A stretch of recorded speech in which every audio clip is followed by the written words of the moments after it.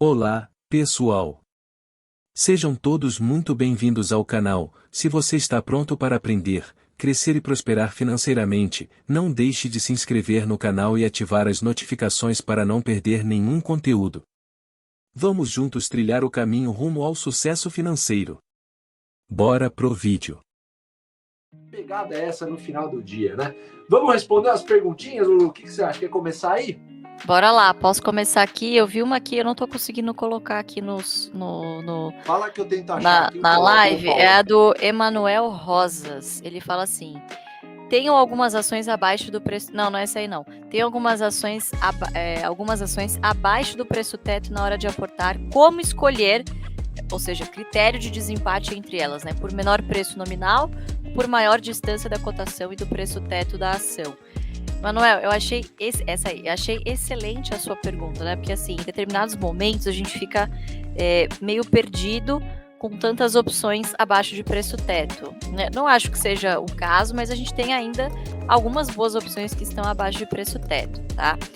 Primeira coisa que você deve considerar eu não vi aqui em nenhum momento no seu critério de desempate a questão qualitativa da empresa.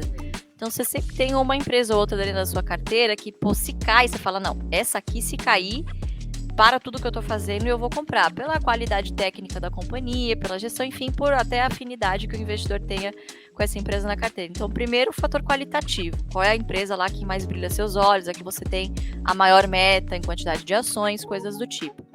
A segunda coisa, eu acho bem legal isso que você falou, a distância entre a cotação atual e a do preço teto, né? Isso é bastante importante. Quanto mais para baixo, quanto maior essa diferença, em tese, maior a sua margem de segurança, tá? Outro fator que você deve levar em consideração também é o MDI, que é o mapa do dividendo inteligente. Caramba, você olhou o critério 1, não conseguiu desempatar. Olhou o critério 2, putz, as duas estão muito longe. Qual que eu vou primeiro? Eu, particularmente, gosto bastante de priorizar, principalmente para quem está começando, pode ser um bom critério de desempate, qual dessas empresas tem previsão, tem a probabilidade de anunciar dividendos antes. Porque daí, obviamente, você já rentabiliza em termos de dividendo o mais rápido possível e quem sabe não dá tempo de ir no próximo mês, com o seu aporte mais o dividendo que essa empresa anunciou e pagou, você não compre a outra que acabou ficando para trás nesse critério de desempate, tá bom? Então, MDI, para mim, é um critério de desempate bastante importante. É isso aí, Luzeira. O Abraão Neto, ele fez uma pergunta aqui. Para quem está começando, é melhor comprar ações que pagam poucos dividendos ou começar pelas que pagam mais? Abraão, belíssima pergunta sua. Na real, cara, eu acho que quando a gente define já os 6%, né? Eu acho que você já abre um nicho muito bom, principalmente nas empresas dos setores best que a gente sempre fala, mas eu preferiria uma ação que pagasse com uma frequência maior. Porque você ainda não desenvolveu esse hábito de comprar ações o tempo todo. Talvez você desanime em comprar ações que paguem 1 ou 2 vezes por ano, por exemplo. Existem ações que pagam 1 ou 2 vezes por ano. Então, eu acho que uma ação que pague acima de 6% de dividendo, que pague com uma frequência de 4 vezes ao ano, 6 vezes ao ano, 8 vezes ao ano, eu acho que acaba sendo mais promissor. Mas, claro, você não vai comprar simplesmente pelo fato de comprar. Você deve seguir o preço teto dessas ações, né? Para você não pagar caro. O preço teto é basicamente feito para você não errar, para você não pagar caro. Então é uma certeza que você está pagando um ativo que seja bom, se você olhar dentro do Best, dentro do AGF+, e que esteja num preço razoavelmente bom, tá? Então eu acho que eu procuraria ações que pagassem com uma frequência maior. O melhor dos mundos eu acho que é exatamente isso. Você achar um ativo que pague com uma frequência muito boa, que esteja num preço baratíssimo. Geralmente isso acontece quando o mundo está passando por algumas crises, né? No caso da pandemia, quando aconteceu impeachment da presidente Dilma em 2016. Isso acontece. No Brasil existem ações assim. Mas ainda hoje tem ação nessa pegada aí, tá bom? Então acho que essa é a melhor resposta para você, Abrão. Vai lá, Lulu. Peraí, que agora eu perdi a pergunta. Tem uma pergunta um pouquinho mais para cima, que é do Estevão, que ele fala sobre reserva de emergência, que eu acho bem importante. Ele fala assim, apenas 1/6 da reserva de emergência, acredito que completa, né? Poucos recursos, 53 anos. Se for focar na reserva, fico muito tempo sem aportar, fazer as duas coisas, sua opinião. Estevão, assim, eu acho que seria muita irresponsabilidade da nossa parte dar aqui uma receita pronta para ti, né? Por quê? Porque reserva de emergência, como o próprio nome sugere, é para emergências, e emergências não escolhe hora, não escolhe CPF, não escolhe lugar, né? Pode acontecer a qualquer momento. Para eu responder com alguma acuracidade a sua pergunta, eu precisaria te conhecer um pouquinho mais, do tipo, você tem alguma estabilidade no seu trabalho? Você é autônomo, né? Porque você tem filhos, família, enfim, como que está estruturada as suas finanças pessoais, né? Porque, de fato, o investidor que tem poucos recursos, que sobra pouco no final do mês, ele fica nesse dilema. Eu, particularmente, neste momento, eu privilegiaria um pouquinho mais a sua reserva de emergência. Pelo menos uns 3 meses para você ter algum nível de confiança. E aí o que você pode fazer nos próximos meses é, mesmo que pouquinho, divide ali, uma partezinha vai para a reserva de emergência, você preenche essa caixinha um pouquinho mais devagar, e a outra parte você preenche e coloca na bolsa. Isso é muito importante, não subestimem a reserva de emergência, né? Não se esqueçam do que aconteceu em 2020, pessoal. A gente não sabe o que vai acontecer, a gente não está livre de alguma tragédia, de alguma coisa grave acontecer, ou ao contrário, de você, sei lá, precisar quitar uma dívida, ou aparecer alguma oportunidade para você comprar alguma coisa que você está precisando, né? Nunca se sabe, então não subestimem a importância da reserva de emergência para o investidor de bolsa, porque no momento que você mais precisa, geralmente numa crise, por exemplo, você perde o seu emprego, enfim, imagina aquele investidor que alocou esse dinheiro do curto prazo, né, enfim, que não poderia estar na bolsa, e ele precisa desse dinheiro justamente no momento de crise, que é quando as ações estão em baixa, né? É geralmente assim que funciona. Quando você precisa, a sua carteira está no vermelho, tá? Nunca é quando a sua carteira está para cima. Já acontece, é raro, mas acontece com frequência, tá, Estevão? Então, assim, tenha um pouquinho mais de paciência, se você conseguir se esforçar para pelo menos preencher aí 3 meses da sua reserva de emergência, e aí aos pouquinhos você vai diversificando e investindo devagarinho, tá bom? 53 anos ainda dá tempo, fica tranquilo. Certamente. O pior é que é bem isso mesmo, né? Quando precisa, sempre tá tudo no vermelho. Tá certíssimo. O Rossini, ele pergunta, depois que atingir a quantidade de ações necessárias para viver de dividendos, não preciso mais aportar ou é necessário continuar os aportes? Rossini, olha que belíssima pergunta que você fez. Eu vou te fazer uma outra pergunta. Imagina que você está passando por um quadro de obesidade, tá? Imagina que você está mal de saúde, você não se alimenta bem, que você está com o exame de sangue muito ruim. Aí imagina que agora você vai no nutricionista, começa a praticar exercício físico, atividade física, e você começa, depois de, sei lá, 1 ano, você fica perfeito. Tá muito bom o seu corpo, você tá com mente em dia, você tá com uma saúde ótima, com o exame de sangue perfeito. A partir daí, você simplesmente para tudo que você fez e joga pro alto e começa a comer tudo errado de novo? Com investimento é a mesma coisa. Então, principalmente nessa estratégia nossa. A gente tem um mentor, que é o seu Luiz Barsi, que eu sempre costumo dizer que ele é o Pelé dos negócios, a Lu sabe disso. E para mim, é o nosso mentor. Não tem nem o que dizer, o Barsi é fantástico. E ele é um senhor que continua, depois de ter atingido já sua liberdade financeira há muitos anos já, ele continua fazendo a mesma coisa.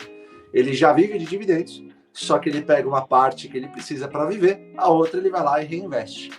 Eu sugiro que você faça a mesma coisa. Uma hora você vai viver de dividendos. A hora que você estiver vivendo dividendos, você tira uma parte para você pagar suas contas, a outra parte você vai lá e reinveste em boas empresas que pagam bons dividendos a bons preços. E isso vai se tornar um hábito e é pro resto da vida. Tem muita gente que chega para nós aqui da GF e fala assim: pô, Fabião, Lu, se eu te der R$1.000, quanto que eu vou receber no final do ano? Isso é muito comum e essas pessoas não entenderam o jeito Barsi de investir ainda. Que é mais do que um jeito de investir, é uma filosofia de vida, né? A gente vai fazer algo bom e vai fazer para sempre, né? Não tem essa de, vou fazer até começar a viver de dividendo, aí eu vou tirar tudo das ações e vou começar a torrar todo o dinheiro. Não é assim que funciona. Então, preciso ficar aportando mais? Vai ser você quem vai mandar, tá? Mas o que a gente diz aqui, a gente tem uma referência de um mega investidor, que é uma baita de uma pessoa, né? Um baita de um ser humano, que ele está falando e fazendo exatamente o contrário. Ele já vive dividendos, continua reinvestindo e assim fazendo com que a bola de neve continue andando e crescendo. Tá bom, Rossini? Espero ter respondido sua pergunta aí. Vai lá, Lulu. Deixa eu responder uma pergunta aqui de uma pessoa que tá enviando bastante essa pergunta, que é do Rosiel Carreia. Eu não sei se é assim se fala, tá? Me desculpa, não sei se é francês. Roger, né? Mas estamos no Brasil, vou falar Rosiel, tá ok?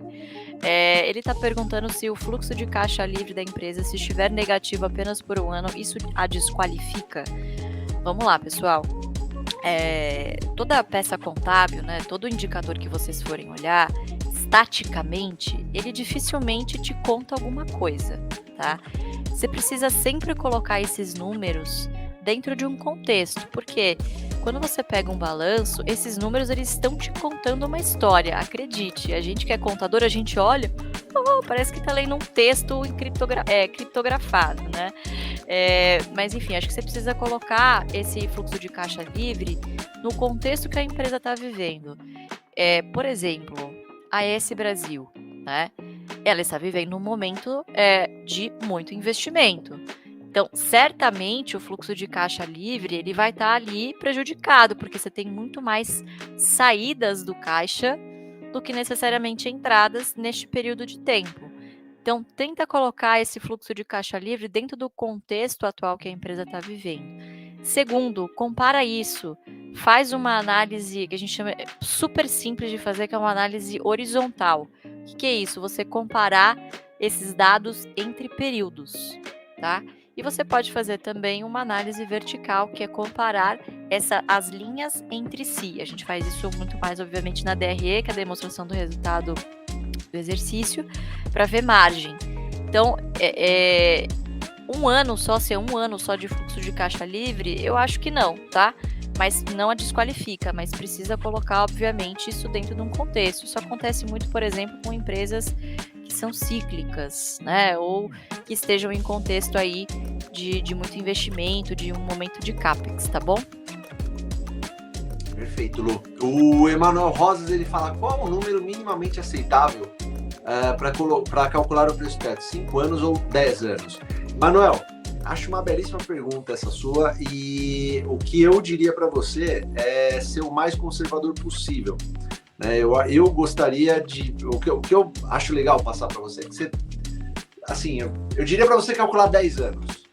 10 anos, porque nesses 10 anos você vê, inclusive, se essas empresas pararam em algum momento de pagar dividendo, tá? E você tenta comparar o preço dela em determinado ano e o dividendo que ela estava pagando naquele determinado ano. Se ficar acima dos 6%, eu acho que ela fica muito razoável para ser uma vítima de aporte, digamos assim. E tem empresas que passam aí, viu? Nesses 10 anos, se você for fazer, claro que fica, assim, o funil diminui ainda mais, tá? Mas eu acho que é bem por aí. Mas se você for pegar 5 anos também dentro do setor SBES, você vai achar, vai ficar um funil um pouquinho maior, mas vai achar também boas empresas, tal. Mas se você quiser ser, digamos assim, bem mais criterioso, pegue os 10 anos. Eu costumo falar sempre para as pessoas pegarem 10 anos aí, porque você vai selecionar pouquíssimas e belíssimas empresas dentro do setor SBES, tá bom? Vai lá, Lulu. Isso, vamos lá, Fabião. Eu não vi aqui nenhuma pergunta específica, eu vi um pessoal perguntando, e aí, Santander, não sei o que, né? Como vocês sabem, eu fiz já há algum tempo a troca de SAMB 4 por SAMB 11, né? E eu vi durante essa semana passada, sei lá, algumas pessoas, alguns influenciadores, enfim, comentando sobre os movimentos, de novo, né? Comentando sobre os movimentos de venda da diretoria. E aí já começou o negócio, meu Deus, os controladores estão vendendo. Ah, não, se tá vendendo é porque tem coisa errada, ou se tá vendendo é porque vem bomba por aí. Pessoal, nenhuma análise ela precisa ser tão linear assim, né? Obviamente que precisa acompanhar, esses movimentos de venda são importantes se vocês olharem. Que bom que vocês estão atentos a isso, né? Agora, quando tem compra, ninguém fala nada, né? Na verdade. Mas esclarecendo isso, tá? A gente já fez, inclusive, há não muito tempo atrás, um pregão especialmente sobre vendas de ações por parte da diretoria no Santander, tá? O que na época eu havia esclarecido para vocês é o seguinte, de novo, nenhuma análise estática. Legal, diretores venderam neste mês. Isso não te diz nada. Olhem para esse mesmo formulário, para esse que é o formulário da CVM 44, que todos os administradores, conselheiros e controladores são obrigados a publicar mensalmente todas as suas movimentações de valores mobiliários, tá? Isso está, obviamente, expresso na lei. Vejam se vocês conseguem encontrar o padrão. Se vocês olharem, vocês vão encontrar. Qual que é a explicação disso? O Banco Santander é um dos mais agressivos em termos de remuneração variável em ações. Então, é muito comum, principalmente nos meses de outubro, ali para maio, junho, que são períodos que essa diretoria não está em período de silêncio, que boa parte dessas ações que a diretoria vai vestindo, a gente chama de vesting, boa parte dessas ações que a diretoria vai vestindo, ela se concretiza em uma realização, em uma venda, porque isso faz parte da remuneração da diretoria, tá? Então, eu acho que é sempre bom vocês se atentarem para ver se não tem nenhum padrão. No caso do Santander, na época que a gente fez esse pregão, eu cheguei a olhar até 2017 e batata. Desde 2017, não olhei para trás, mas se olhar provavelmente vai aparecer. Existe vendas ali consistentes por parte da diretoria. No caso do Santander, vocês têm que se preocupar o dia que a Ana Botim vender. O dia que a Ana Botim vender, aí você levanta a bandeira vermelha porque tem coisa errada aí, acende o farol vermelho porque de fato vai ser algo preocupante, tá? Então o controlador não vendeu, tá? Não aparece isso nos nenhum formulário. Vendeu diretoria e eu acho que teve alguma venda pequena de ações por parte de algum membro do conselho de administração, que eu particularmente eu até vou ficar devendo para vocês. Não sei, alguns conselhos de administração inclusive, caso da Eternit, por exemplo, a gente ganha parte da nossa remuneração em ações, que é para justamente o conselheiro ele estar alinhado a longo prazo com as decisões que ele toma ali em nome dos acionistas que eles estão representando, tá? Então é muito comum e grandes empresas como o Santander acredito que possa ser possível também que os próprios conselheiros tenham direito aí a algum bônus também em ações, tá bom? Então eu particularmente não estou alarmada por este fato, porque é algo bastante recorrente, principalmente no Santander, pelo modelo de remuneração lá dos seus executivos, tá? É isso aí, Lulu. Bom, eu também sou acionista do Santander, eu não vendi minhas ações, você também não vendeu, né, Lu? Então, tá bom. Então tá tudo certo. É isso que importa. É isso que importa, nós estamos lá no barco. O Adrio Medo Croco, ele fala: o que vocês acham da compra milionária de um membro da diretoria da Petrobras? Adrio, eu acho que você não deveria se importar com isso. Sendo bem sincero, honesto, direto e reto para você. Até porque eu acho que, assim, a sua energia acho que deveria estar mais canalizada nas empresas que você está comprando. Você não deve ter uma decisão de compra ou venda sobre determinado ativo, seja da Petrobras ou qualquer outro, baseado em um contexto de uma pessoa. Eu até peguei essa pergunta aqui para linkar junto com o que a Lu estava falando aqui. Se alguém de lá de dentro do Santander está vendendo as ações e você vai decidir desmontar ou montar a sua posição em função disso, é porque tem alguma coisa errada. Você não analisou direito ou não analisou talvez o suficiente para ficar seguro em relação ao banco, sabe? Então eu acho que você não devia se importar em relação a isso. Eu, particularmente, não sei, nem olhei a respeito da Petrobras. É um ativo que eu acompanho bem pouco, por sinal. Mas, assim, eu acho que você não deveria se embasar nisso para escolher ter uma Petrobras ou não. Se você for ter uma Petrobras é porque você confia no negócio, entende do negócio e, de repente, está minimamente alinhado com os interesses do governo, que é um dos sócios majoritários, no caso da Petrobras. Tá, mas eu acho que assim, eu não perderia muito tempo em relação a isso, tá, Adriano? Acho que esse é o principal. Vai lá, Lulu. O Fabião, inclusive esse investidor que é conselheiro de administração, aliás, invertiu o que eu ia falar. Esse conselheiro de administração é um grande investidor de Petrobras também. Salvo engano, foi o Juca Abdala, né, que fez essas compras, que é o pessoal lá do Banco Clássico. Ele senta lá no conselho e acho que tende a ser um bom sinal, né? Ele vê perspectivas positivas para a empresa, vê upside, enfim.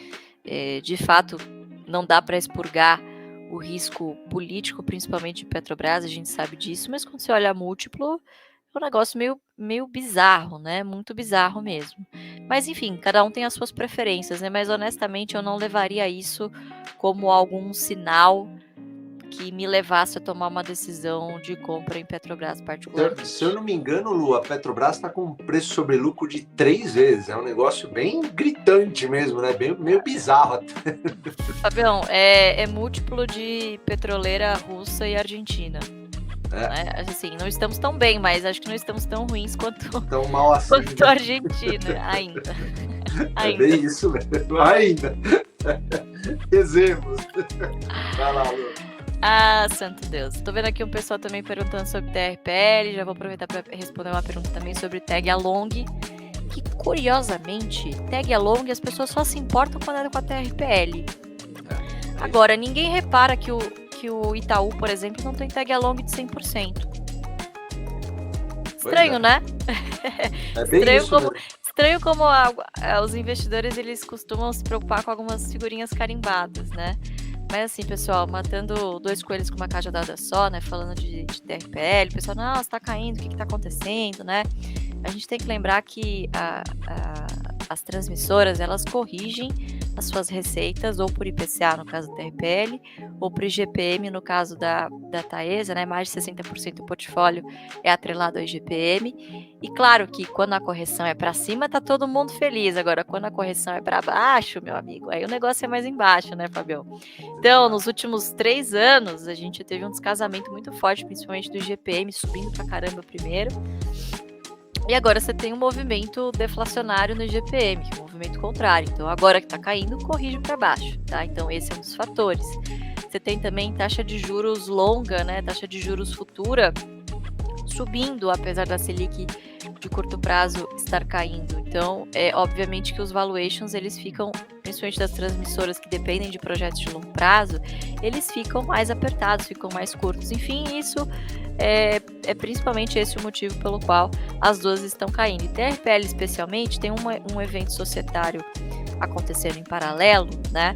Que obviamente traz aí uma cortina de fumaça de qual vai ser a precificação e qual vai ser o modelo e se vai se concretizar de fato, né, a venda da posição da Eletrobras na TRPL, exatamente. Então, acho que a gente ainda falta muitas perguntas, muitas respostas para essa pergunta, né? Qual que vai ser o modelo e se for um block trade, né, se for um leilão de ações, a que preço vai ser precificado, assim, eu não acredito que a Eletrobras vai querer vender barato, né, como está.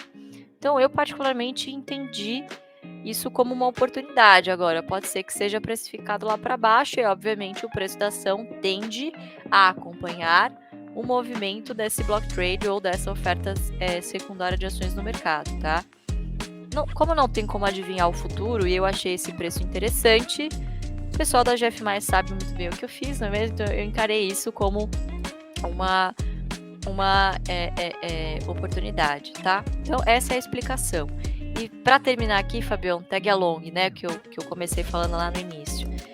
Sempre falei, odeio termos em inglês, mas ainda não consegui achar um termo em português que substituísse a altura. Tag along é um nice to have. Legal, tem tag along, muito bom. Mas assim, não é um fator decisivo no momento que eu estou investindo. Por quê? Boa parte das empresas que ferraram com a vida do investidor nos últimos anos eram do novo mercado, tinham tag along. Ter o tag along não quer dizer que você está imune a se ferrar, infelizmente, pessoal. Claro, é uma barreira a mais, tá? Mas o que é o tag along? É o direito que os demais acionistas, sem seu controlador, têm de garantir um preço em caso de venda de controle.